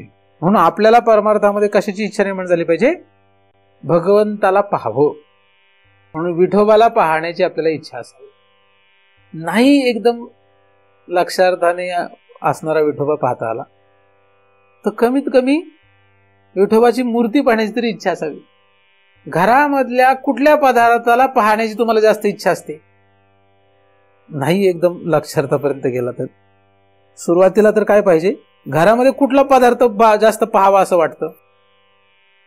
कुठला पाहावा असं वाटतं? म्हणजे जास्तीत जास्त वेळ तुम्हाला कुठला पदार्थ घरामध्ये पाहावा असं वाटतं? टीव्ही, आहे का नाही? अस्वस्थ होतं का नाही पाहिलं तर? काही लोकांना तर अस्वस्थच होतं काय नाही पाहिलं. सगळ्यांचं नसेल पण. आणि देव, घरातला देव आपल्याला फक्त इंद्रिय वळण पडलेलं आहे सकाळी आरती करायची, त्याच्यानंतर त्याची काही ओढ नसते. आता ओढ नाही. तुम्ही स्वतः विचार करून बघा, तुमच्या घरातल्या कुठल्या पदार्थाबद्दल तुम्हाला ओढ आहे? देवाऱ्यात ठेवलेल्या विठोबाची ओढ आहे का टीव्हीची ओढ आहे का घराला दिलेल्या रंगाची ओढ का घराला लावलेल्या पडद्यांची ओढ आहे का कोणाची ओढ कशात असेल सांगता येत नाही बरं. तर हे कोण शोधू शकतं? तुम्ही एक वही केलेली आहे, तुम्हाला माहितच आहे, केली का नाही माहित नाही, त्याच्यात लिहा की घरातल्या या पदार्थाविषयी मला ओढ आहे. ओढ पदार्थ लिहा आणि त्यात लिहा. मग ओढ क्रमांक 1, ओढ क्रमांक 2, ओढ क्रमांक 3. सगळ्यात पहिल्या ओढला कोण आहे ते लिहून ठेवा. स्वतःच्या अभ्यासासाठी करायला काही हरकत नाही. तुम्ही करतात का नाही मला माहित नाही, कारण मी होमवर्क चेक करत नाही. आपली शाळा असली आहे की ज्याच्यामध्ये परीक्षाच नाही. आपली शाळा कसली आहे? तरी आपल्या शाळेत कोणी येत नाही. परीक्षा असते कुठली आपली? काहीच नाही. अभ्यासच सहन होत नाही, परीक्षा भरला आमची गोष्ट. तर ओढ जी आहे, घरातल्या पदार्थांची ओढ, कुठल्या पदार्थाची ओढ आहे कोण लिहून ठेवणार? काही काही ना अख्ख्या घराचीच ओढ असते, 4 भिंतींची ओढ असते एखाद्याला, पण त्याच्यात त्या 4 भिंतीच्या आतमध्ये देवाऱ्यात ठेवलेल्या विठोबाची ओढ नाही का? असते? असते का नसते? एक तर त्याचे 2 अर्थ निघतात, म्हणजे असते किंवा अजिबात नसते, है ना. तर काय आहे नक्की? तुम्ही पुढच्या वेळेस विचार करून सांगा पाहिजे तर, है ना. जसं घरातल्या पदार्थांविषयी, तसं घराच्या थोडं बाहेर जाऊन बघा, अजून बाहेर जा, अजून बाहेर जा. असं पूर्ण या त्रिलोकामध्ये आपल्याला कशाची ओढ आहे नक्की हे शोधा. एवढं लांबपर्यंत आपण पोहोचू का नाही सांगता येत नाही. बायकोची जास्त ओढ आहे का महाराजांची जास्त ओढ आहे? नवऱ्याची जास्त ओढ आहे का महाराजांची जास्त ओढ आहे? मुलाबाळांची जास्त ओढ आहे का महाराजांची जास्त ओढ आहे? म्हणजे एका बाजूला मी बरेच वेळा सांगत असतो, एका बाजूला बायको किंवा मुलगा किंवा मुलगी किंवा हे सगळे जे गोतावळ्या शब्दामध्ये येतात, साधू संतांनी ज्याला गोतावळ्या शब्दात टाकलेले, आणि एका बाजूला महाराज. तर काय निवडणार? किंवा भगवंत काय निवडणार?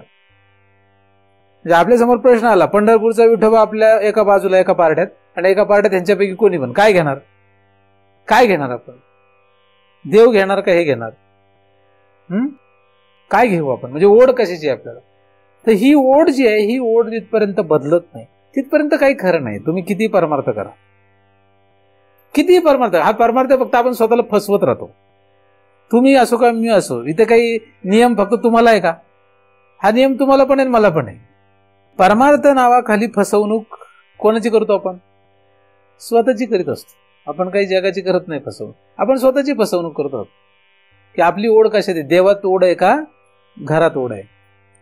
देवामध्ये जिथपर्यंत ओढ तयार होत नाही तिथपर्यंत काहीही होत नाही. देवात ओढ असणं म्हणजे देवासाठी रडणं नाही. रडणं तर त्याचा एक अंश असू शकतो, त्याचा एक भाग असू शकतो. देवात ओढ कशी पाहिजे?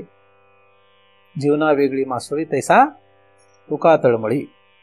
ही जेव्हा ओढ तयार होते तेव्हा म्हणजे तो पाहिला नाही, तो जर प्राप्त झाला नाही, त्याचं ज्ञान झालं नाही, तर मी जगेल का मरेल असं वाटायला लागलं पाहिजे. काय व्हायला पाहिजे? मी आता जगतो की मरतो असं वाटायला पाहिजे. हे जेव्हा होईल तेव्हा आपल्याला काहीतरी मार्ग सापडेल. तो तेवढा दयाळू आहे. भगवंत हा एवढा कनवाळू आणि कृपाळू आहे, सर्वगत सर्वव्यापी आहे. त्यामुळे पंढरपूरला जाऊन त्याला विनवायला पाहिजे असं काही नसतं. देवाऱ्यात असलेला त्याला विनवायला लागतं असं नाही. तुम्ही कुठे असाल तिथे चालतो. आणि म्हणून तुकोबा तर डोंगरात जाऊन बसले होते. तिथं काही देव होता काय? तसं बघितलं तर देव डोंगरात होता का? आता आपण भंडारा डोंगराला देवस्थान मानतोय. पूर्वी तसं होतं का? पूर्वी भंडारा डोंगर देवस्थान होतं का? होतं का नव्हतं? पूर्वी देहू देवस्थान होतं का? नव्हतं. आता का झालं? आता का झालं? कारण त्यावेळेस होतं म्हणून झालं ना. तुकोबाने तिथे जाऊन सोप्या भाषेत तपश्चर्या केली असं म्हणतो आपण, म्हणतो का नाही? म्हणजे त्यांना तिथे पण कशाची ओढ होती. म्हणजे याचा अर्थ तुम्ही कुठे गेल्यानंतर तो देव तिथे असेल असं नाही. देव हा सर्वत्र सर्वव्यापी आहे. तुम्हाला पंढरपूरला जावं वाटणं ही चांगली गोष्ट आहे. घरामध्ये तुम्हाला देवाऱ्यातल्या देवाची ओढ असणं जास्त चांगलं, बरोबर का? मी काही घरांमध्ये असे देवघर आणि असे पाहिले की जाळ्या जळमट पण असतात. हॉल बिल एकदम छान असतो, पण देवाऱ्यामध्ये परिस्थिती कशी असते? देवाऱ्यामध्ये देवाला बसायला ठेवलेलं कापड आणि गाडी पुसायचं कापड सारखंच दिसतं, फक्त याचा लाल रंग असतो. असं मी पाहिलंय. हा एकदम स्थूल भाग आहे, पण एक माहितीसाठी सांगू.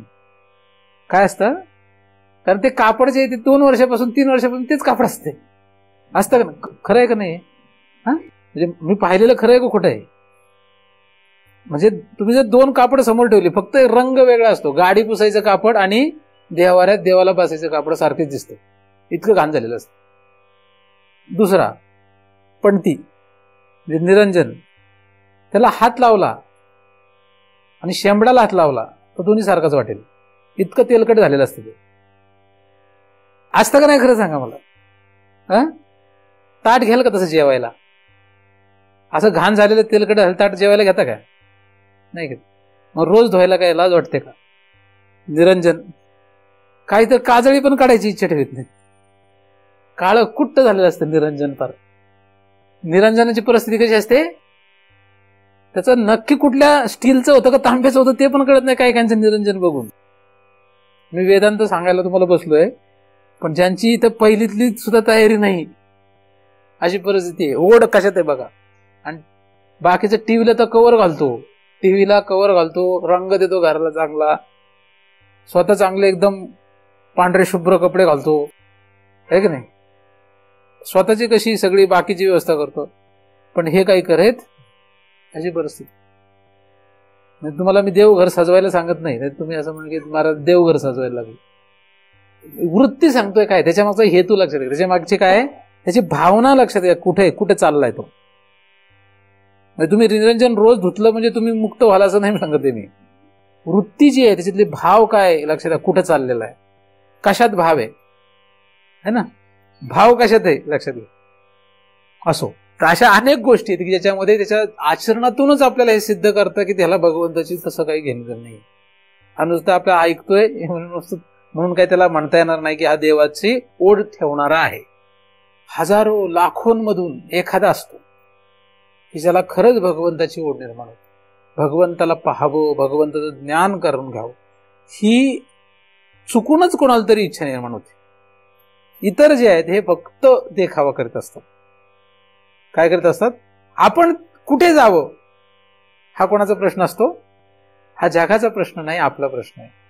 तुमचे गोतावळ्यातला एकही मनुष्य तुम्हाला भगवंताकडे जाऊ देणार नाहीये. हे अत्यंत स्पष्ट आहे आणि ते शास्त्रामध्ये साधू संतांनी मांडून ठेवलेलं आहे.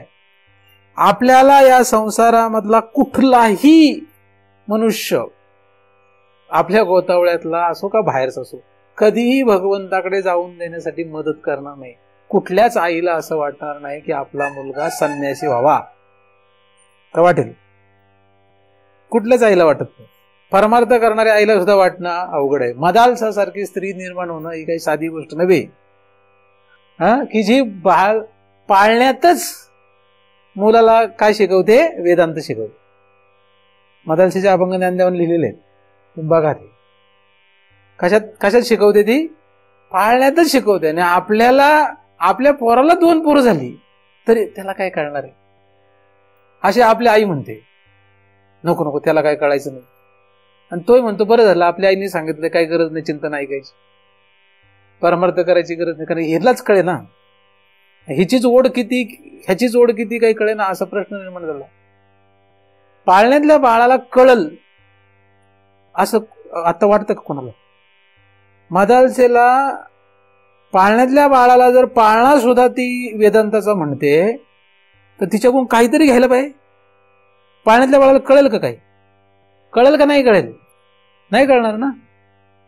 मग तुमच्या पोराला 2 पोरं झाली, त्याला कळेल का? नाही कळणार. कळेल का? नाही कळणार. कधी कळेल? तुम्ही सांगाल तर कळेल ना. नाही कळलं तर तुमची त्याची ताटातूट होईल. आणि असे लोक आपल्याला नको आहेत. स्वतःच पोटचं पोरगा असलं तरी नको आहे. अशांचा त्याग करा. जरा अवघड आहे ना. भगवंताची इच्छा ठेवणार दुसऱ्याचं लेकरू असलं तरी आपलं पोरग समजा आणि सगळी संपत्ती त्याला द्या. नाहीतर विठ्ठल रुक्मिणी कमिटीला अर्पण करायला मी तुम्हाला मागच्या वेळेस सांगितलं. तुम्ही केले का नाही कोणी मला माहित नाही. सांगितलं तर नाही घरी गेल्यावर? कोणी सांगितलं होतं घरी गेल्यावर पोरांना की देऊन टाकतोय आम्ही? मला माहिती आहे कोणीच सांगितलं नसणार, का तुम्हाला त्याचे सगळे परिणाम माहित आहेत. मग हे नुसतं थोतांड. हे काय आपण जे करतोय तो काय नुसता टाइमपास सुरू आहे. काय आपण काय करतोय? देव नावाखाली इथे काहीतरी लोक गोळा होतात, परमार्थ करतात असं इथे आजूबाजूच्या परिसरातल्या लोकांना वाटतं. सगळ्यांना असं वाटतं काही देवासाठी काहीतरी करतात. ते असलं काही नाहीये. आपणच आपल्याला फसवू नका. आपणच आपल्याला फसवलं तर आपल्याला जगामध्ये काही मिळत नाही, है ना. आपण कुठेही ते फल प्राप्त करू इच्छित नाही, आपल्याला ते प्राप्त होणारही नाही. म्हणून हा भाव बदलणं गरजेचं आहे. आपल्याला लक्षात घेतलं पाहिजे की आपण का करतोय, नक्की का करायचं, आपला हेतू काय आहे, काय असायला पाहिजे. भगवंताची प्राप्ती हा आपला हेतू असायला पाहिजे. त्यासाठी तुम्ही घरदार सोडा का नका सोडू हा माझा विषय नाही. मी तुम्हाला फक्त सगळे विषय समजावून सांगतो की काय नाही. आपला विषय जेव्हा भगवंत होईल तेव्हा तुम्हाला घरदार सोडायची गरज पडणार नाही. घरदारवालेच तुम्हाला सोडून देतील आपोमत. आणि नाही सोडलं, फारच चिटकून राहिले तरी तुकोबा सारखी स्थिती होईल. तुकोबाला बायको असूनही बायको नसल्यासारखी होती का? तुकोबाची स्थिती कशी आहे? बायको आहे, मुलं आहे, पण आहे का? नाही, अशी स्थिती होईल. काय होईल? आपोमत अशी स्थिती होऊन जाईल. दोन्हीपैकी एक होईल. एक तर सगळे सोडून देतील तुम्हाला, किंवा ते सगळे असतील पण असून तुम्हाला त्याचा काही स्पर्श लागणार नाही. दोन्ही याच्यात फायदा कोणाचा आहे? म्हणून तुम्हाला बायको, नवरा, मुलं बाळ हे सगळं आहे का नाही याला काही किंमत नाहीये. असले काय, नसले काय. असले तर तुकोबा सारखी स्थिती असावी, नसलं तर प्रश्नच येत नाही, नाही का. पण हे नक्की की तुमचा हेतू जर भगवंत असा पक्क ठरलं की तुम्हाला कुणीच जवळ करत नाही. जवळ करीत नाही म्हणजे जशा पद्धतीने तुमची आत्ता जवळ आहेत, आपोमत सगळे ताटातूट, सगळे तडातड सगळे तुटून जातात. संसाराच्या दृष्टीने हा बोध जो आहे तो चांगला नाही. कारण याच्यातून काय होणार? संसार तुटणार. समाजाच्या दृष्टीने हा बोध चांगला नाही. समाजात असं चालत नाही. समाजामध्ये वेगळी गोष्ट आहे. पण परमार्थाच्या दृष्टीने काय? भगवंत हाच आपला काय येतो. ज्याचा भगवंत आहे येतोय त्याला जगात कशाशीच घेणं देणं नाही. ना समाजाशी घेणं देणं, ना घरदाराशी घेणं देणं. का त्याचा हेतू काय? भगवंत. तर ज्याचा भगवंत हा हेतू आहे तो जगामध्ये, समाजामध्ये, संसारामध्ये त्याला चांगले म्हणतील का वाईट म्हणतील याचं काहीही सांगता येत नाही, पण त्याचा फायदा काय होईल, त्याला लोक जरी शिथू करतील किंवा चांगलं म्हणतील हे काही सांगता येत नाही, पण तरी सुद्धा त्याचा फायदा आहे, त्याला भगवंताची प्राप्ती. तुकोबा आज आपल्याला चांगले वाटतात, तुकोबा आपल्याला चांगले कधी वाटतायत, आज तुम्ही त्यांची सिरियल आवडीने बघतायत, आणि सिरियल दाखवणारे पण तुम्हाला जे आवडते तेच दाखवतात, ते काही दाखवत नाही बरं. तुकोबाचं काही नाही, त्यात तुकोबाचं काही नाही आहे. कारण मी 2-3 वेळा ते भाऊंच्या तिकडे बसलो तेव्हा बघितलं, तर ते त्याच्यामध्ये जे काही दिसलं मला, किंवा अजून दुसरं काही ठिकाणी जेव्हा बघितलं तेव्हा त्याच्यामध्ये तुकोबाचं काही नाही आहे. हे तुम्हाला जे आवडतंय, कारण त्यांना काय मिळवायचंय, पैसे मिळवायचे. तो जो तुकोबा आहे, तुम्हाला मागे सांगितलं होतं, तो दारू पितो, सिगरेट पितो, तो तुकोबा नाहीये, तो नट आहे. आणि तो काय करतोय, त्याला जे पैसे मिळतात त्यासाठी तो करतोय. त्यामुळे विनाकारण त्याच्या नादी लागू नका. नाही तर म्हणाल महाराज टीव्हीत लावलं तर चांगलं दिसतंय कार्यक्रम. तुकोबा तसले काही नव्हते, लक्षात. तुकोबा म्हणजे काय आहे हे जाणण्यासाठी टीव्ही बघू नका. काय करा, गाथा वाचा. जेवढे वेळ टीव्ही पाहताय त्याच्या 2 पट जास्त वेळा गाथा वाचा, तेव्हा तुकोबा काय हे कळेल. तुकोबा कळायचे असेल तर काय करायला पाहिजे, गाथा वाचायला पाहिजे. टीव्ही बघून तुकोबा कळू शकत नाही, कारण ते कसे दाखवतायत, तुम्हाला जे आवडतंय ते दाखवतात. आणि म्हणून मध्ये मध्ये ऍडव्हर्टाईज पण दाखवतो. त्याचं कारण काय, त्यांना पैसे कमवतात.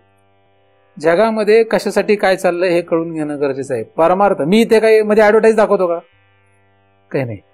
मी तुम्हाला एक म्हणतो का तुमचं सगळं नीट नेटकं चालणार आहे, संसार नीट चालणार आहे, असं काही सांगतो, काय नाही. मी सांगतो तुम्ही माझ्याकडे आले की तुमचा संसार काय होणार आहे, काय होणार आहे, वाटोळं होणार आहे. हे आपण प्रत्येक वेळेस सांगत असतो का नाही. तुमचा संसार, ज्याचा संसार उद्ध्वस्त झाला त्याचं भलं झालं असं मी सांगत असतो, पण कोणाचंच भलं होत नाहीये. काय होत नाहीये, म्हणजे कोणच पडशी घेऊन निघत नाहीये हे मला जे दिसेल, म्हणून भलं कोणाचंच होत नाही. बरं जाऊ दे, हिमालयाला नाही गेलं तरी चालतंय, कमीत कमी पंढरपुराला तरी जा, आहे की नाही. तर विठोबाचं प्राप्ती व्हावी हा हेतू जगण्यामध्ये पाहिजे. बायकोची प्राप्ती व्हावी, नवऱ्याची प्राप्ती व्हावी, मुलाबाळांची प्राप्ती व्हावी, नातवंडाची प्राप्ती व्हावी, पैशाची प्राप्ती व्हावी, ह्या सगळ्या अत्यंत क्षुद्र गोष्टी आहेत. देवाच्या नादी लागा, देवाच्या प्राप्तीसाठी प्रयत्न करा. जेवण नाही मिळेल तरी चालेल, लोकांनी चांगलं म्हटलं तरी चालेल, वाईट म्हटलं तरी चालेल.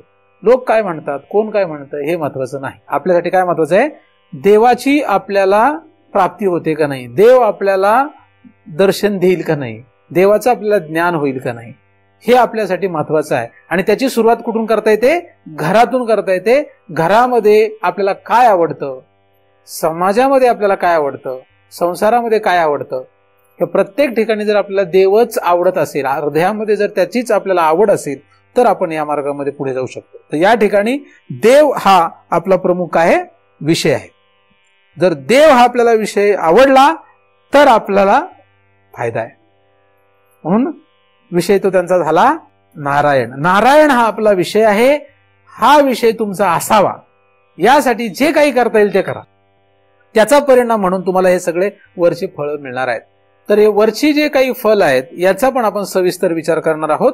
हृदय ग्रंथी म्हणजे काय, त्याचा भेद करणे म्हणजे काय, सर्व संशय म्हणजे काय, त्याचा छेद करणे म्हणजे काय, आणि कर्म म्हणजे काय, आणि कर्माचा क्षय करणे म्हणजे काय, या तिघांचाही आपण अभ्यास करणार आहोत. आणि हे करण्यासाठी त्या भगवंताची आपल्याला काय पाहिजे, दृष्ट व्हायला, तो भगवंत आपल्याला दृष्ट व्हायला पाहिजे, किंवा तो आपल्याला प्राप्त व्हायला पाहिजे, त्याचं ज्ञान व्हायला पाहिजे.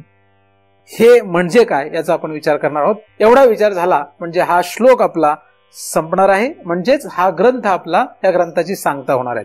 तर या ग्रंथाच्या द्वारे आपल्याला भगवंताची प्राप्ती करणं हाच याच्या मागचा हेतू आहे. इतर काहीही हेतू या ग्रंथामध्ये आपल्याला दिसत नाही. इतर जे काही सांगण्यात आलेलं आहे ही साधना आहे, परंतु शेवटचा अंतिम उद्देश या ग्रंथाचा ब्रह्मप्राप्ती किंवा भगवंत प्राप्ती हा आहे. तर भगवंताने आपल्या सर्वांवर कृपा करू देत आणि आपल्या अधिकारानुसार आपल्याला पुढे जाण्यासाठी त्यांनी मदत करावी, यासाठी त्या परमदयाळू भगवंताच्या चरणी प्रार्थना करतो. त्याच्या कृपेनेच निर्माण झालेले चिंतन त्याच्या चरणी अर्पण करून इथेच पूर्णविराम देतो.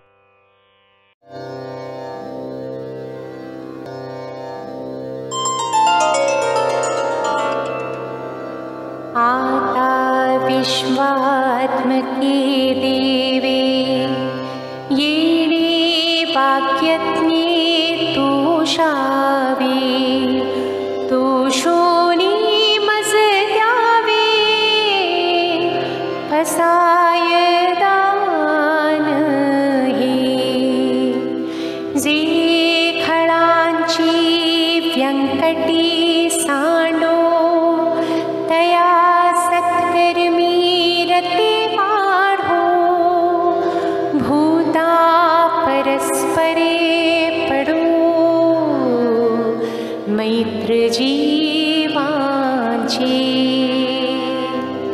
दुरितांचे तिमिर जावो विश्व स्वधर्म सूर्ये पाहो जो जीवांछिल तो ते लाहो प्राणी जात वर्षत सकळ मंगळी ईश्वर निष्ठांची मांदियाळी अनवरत भूमंडळी भेटतो भूता चला कल्पतरूंचे आरव चेतना चिंतामणीचे गाव बोलते जे अर्णव पीयूषाची चंद्रमेजे अलांछन मार्तंड जे तापहीन ते सर्वाही सदा सज्जन सूयरे होतु किंबहुना सर्वसुखी पूर्ण होनी तिहि लोकी भजी जो आदि पुरुखी अखंडित आणि ग्रंथोपजीवी